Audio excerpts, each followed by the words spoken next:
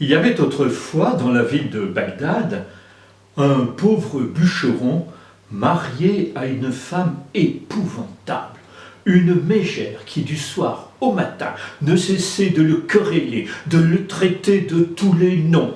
Paresseux, bonarien, couille molle. Un jour cependant, le pauvre bûcheron osa quémander un peu d'argent. L'argent pour quoi faire? Pour aller courir la gueuse? Non, de l'argent, c'est pour aller au souk acheter une corde. Une corde pour te pendre, hein? Non, une corde pour attacher mes fagots. Et espèce d'incapable, tu crois que tu vas y arriver? Toi, tu vas te laisser avoir, comme d'habitude. J'irai avec toi, et c'est moi qui achèterai la corde. Si tu le désires, mon cœur, c'est avec plaisir. Et les voilà tous trois partis au marché. Elle devant, bien installée sur son âne, et lui derrière traînant la patte et la maudissant. Ils sont arrivés au marché. Laisse-moi faire. C'est moi qui vais acheter la corde. Et lui, caché dans un coin du marché, il a observé le visage rouge de honte, le marchandage intempestif de sa femme pour cette corde. Une fois la corde achetée, ils ont pris le chemin du retour, elle devant, bien installée sur son âne, et lui derrière, traînant la patte et maudissant ce démon, et cherchant dans sa tête le moyen de s'en débarrasser. Là, précipitée du haut d'une falaise, elle trouverait le moyen de s'accrocher à un buisson. Là, tué à coups de hache, la couper en morceaux, non. Il avait le cœur trop sensible, ce n'était point un assassin. Ils sont arrivés à la maison, et quand elle est descendue de l'âne, il lui a dit « Tu sais, il faut que je te dise, grâce à cette corde, nous allons devenir riches. » « Ah, riches? Eh bien, parle. » Oui, figure-toi que il y a quelques jours, je suis allé couper du bois, mais je suis allé un peu plus loin que d'habitude. Je suis sorti de la forêt, et là, dans le désert, j'ai rencontré un puits. Et la bonté du ciel m'a fait comprendre par des signes que dans ce puits, il y avait un trésor, et que ce trésor m'était destiné. Quoi? Enfin, nous était destiné. Ah bon? Eh bien, qu'est-ce que tu attends? Pourquoi tu ne m'en as pas parlé avant? Eh bien, va, montre-moi où est ce puits. Allez. Et les voilà de nouveau partis, lui marchant devant pour la guider, et elle suivant derrière, bien installée sur son âne. Ils ont traversé la forêt, sont arrivés dans l'endroit désert, et il y avait bien là le vieux puits abandonné. Elle est descendue de l'âne, il s'est approché, et il a commencé à attacher la corde autour de sa taille. Qu'est-ce que tu crois faire? Tu crois que c'est toi qui vas descendre au fond du puits? Hein? Comme je te connais, tu vas vouloir garder le trésor pour toi tout seul? C'est à moi à descendre. Allez, attache-moi. Il s'est empressé, tout en lui disant « Ma douce pigeonne, je fais selon ta volonté ». Il a attaché la corde autour de sa taille et il l'a laissé descendre. Elle n'était pas très lourde, il avait l'impression de faire descendre dans le puits un paquet d'os. Quand la femme a touché le fond du puits, hop, il a lâché la corde. Et il s'est vite éloigné afin de ne point entendre ses vociférations. Pendant 3 jours, il a vécu une vie de tranquillité, de calme, de bonheur. Et puis au bout de 3 jours, pris de remords, il n'avait pas le cœur d'un assassin, il s'est dit que la leçon était suffisante. Alors il a acheté une nouvelle corde, et puis il est retourné vers le puits. Il a acheté la corde, et il a senti que tout de suite quelqu'un l'avait attrapé à l'autre bout.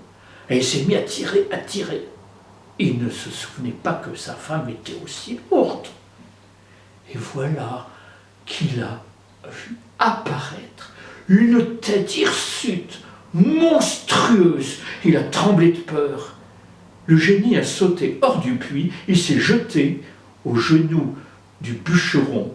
« Bûcheron, merci, merci, tu m'as délivré, merci, apprends que J'avais choisi ce puits pour passer mes vieux jours, ma retraite, quand, il y a 3 jours, une femme terrible m'est tombée dessus, et depuis c'est un véritable enfer. Merci, bûcheron. Oh, elle m'a cassé les oreilles avec ses criailleries, et elle avait des exigences telles que je ne pouvais les remplir. Oh, mais je suis épuisé, merci, bûcheron. Et pour te remercier, je vais être reconnaissant. Voilà, je vais faire de toi un homme riche et l'égal d'un roi. Tu sais que en Chine, pardon, en Inde, il y a un roi qui a une fille unique qu'il aime comme la prunelle de ses yeux. Je vais m'infiltrer dans le corps de la princesse et dans son esprit, et je vais la rendre folle. Aucun médecin ne pourra découvrir cette étrange maladie, et le roi va promettre sa fille en mariage à celui qui la guérira. Et ce que tu feras, c'est que tu te vêtiras en médecin, et puis tu demanderas au roi à rester seul dans sa chambre, et quand tu seras en présence de la princesse, tu prononceras à voix bien forte des incantations de ton invention, et puis tu lui frotteras son visage avec ces feuilles que voici. Et à peine avait-il parlé qu'il a disparu au milieu d'un grand tourbillon de poussière. Le bûcheron, aussitôt, a pris la direction de l'Inde. Et pendant des jours, des semaines, il a voyagé à dos de chameau. Il a fini par arriver dans le pays, et là, tout de suite, il a appris que la fille du roi des Indes était atteinte d'une étrange folie, qu'aucun médecin n'en connaissait la cause. Alors, c'est vêtu d'une grande robe blanche et puis d'un chapeau pointu qu'il est allé au palais. Il a trouvé un roi abattu, désespéré, étant prêt à tout.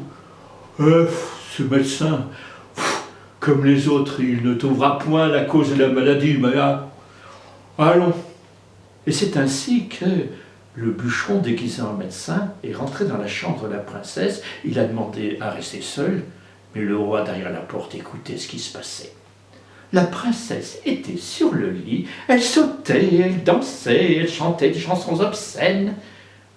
Le bûcheron, aussitôt, en criant à voix bien forte des incantations, en sachant très bien que le roi écoutait, « Ah, never et tout, pontulos, anas, mon autopsie !» s'est approché de la princesse, il a frotté le visage avec les feuilles.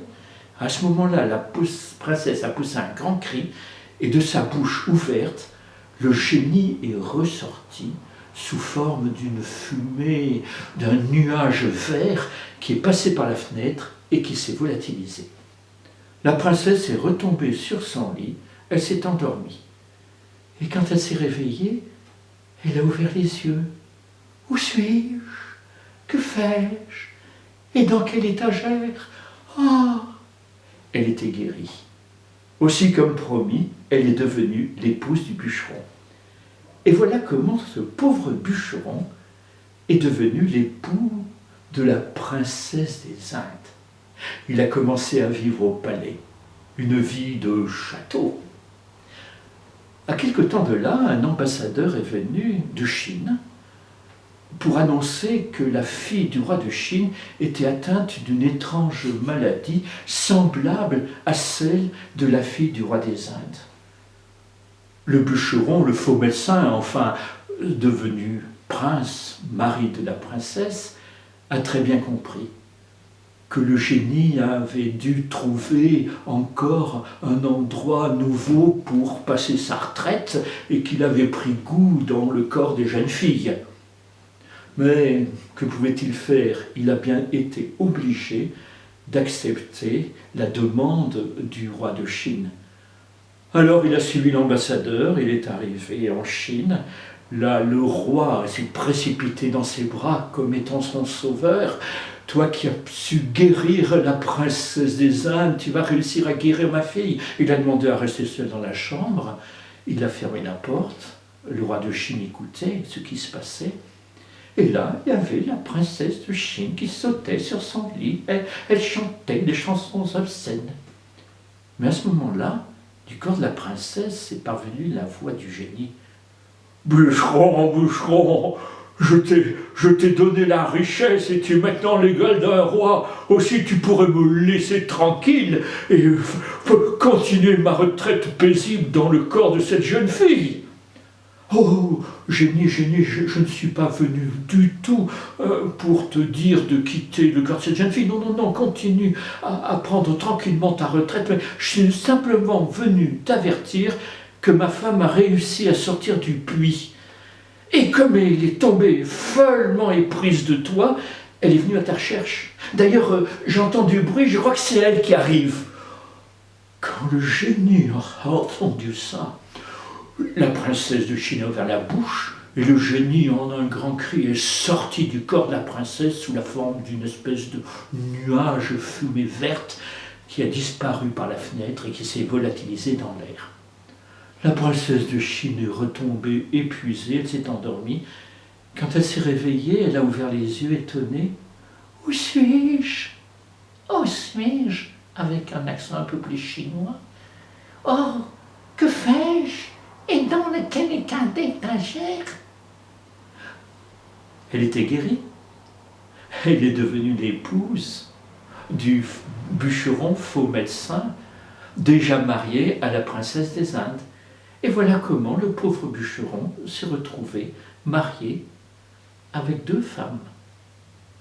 On dit qu'il a eu la nostalgie de son pays et qu'il a voulu rentrer à Bagdad. Il a emmené avec lui ses 2 épouses. On raconte qu'un jour, le calife Haroun al-Rachid, déguisé en marchand et accompagné de son vizir et de son porte-glaive, se promenait sur le pont qui enjambait le Tigre à Bagdad. Et là, il a vu s'avancer un cortège magnifique. Et devant, il y avait un jeune homme magnifiquement vêtu, avec à sa droite une princesse des Indes et à sa gauche une princesse de Chine. Et derrière lui, il y avait tout un cortège de musiciens et de chanteurs. C'est ainsi que se termine cette histoire, a dit Scheherazade au roi Schahriar, qui l'avait bien écoutée. C'est ainsi que cette histoire est tellement belle que je crois qu'on pourrait la graver avec une épingle sur le coin de l'œil.